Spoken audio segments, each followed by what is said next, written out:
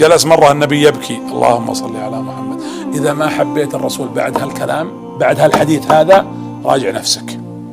فجلس يبكي النبي صلى الله عليه وسلم، فأرسل الله له جبريل وهو أعلم، قال اسأله ما الذي يبكيك يا محمد؟ وش يبكيك؟ قال أبكي على أمتي، خائف عليهم من النار. قال اذهب إليه وقل إن الله لن يسوءك يا محمد في أمتك، ولسوف يعطيك ربك فترضى. وش معنى هالآية؟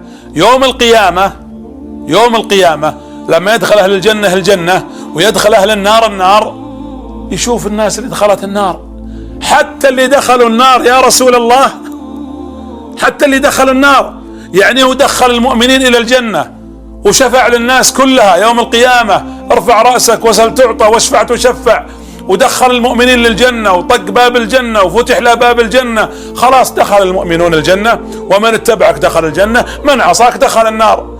يا رب وش فيك يا محمد؟ إن من أمتي من أدخلته النار. ويسجد ويطلب ربه. قال قم يا محمد، يقول فحد لي حدا، حدد لي، قيل حد عدد وقيل حدد له معصية، عدد من المعاصي. قال فأخرجهم من النار، يقول فذهبت فأخرجتهم من النار. ثم جلس مرة ثانية يسجد ويبكي. وش تبي يا محمد؟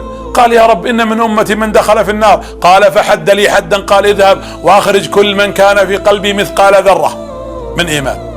يقول فذهب فأخرجهم، ثم سجد الثالثة إلى 6 أو 5 مرات. تخيل يشفع لأهل النار، يشفع لأهل النار، حتى يقول يا محمد اذهب وأخرج من النار كل من كان في قلبه لا إله إلا الله، فيخرجهم النبي صلى الله عليه وسلم.